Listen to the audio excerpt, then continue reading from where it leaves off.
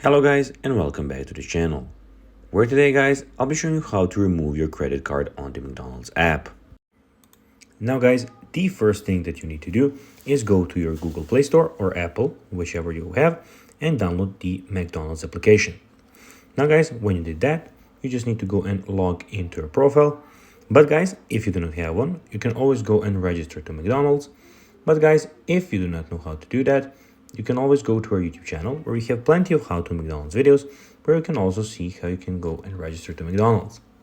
Now guys, that we got that out of the way, let's see what we actually have in front of us here. So as you can see here, we have the McDonald's official application where you have a lot of different options. So we have the rewards and coupons here, as you can see, and some more stuff on the home screen that you can go and check out. We also have the My McDonald's, where you have your code which you can scan, and you have some rewards which you can get by buying stuff from McDonald's. Also, we have the food, where you can go, guys, and see all the full menu that McDonald's has to offer. So we have burgers, chicken, Happy Meals, etc., etc.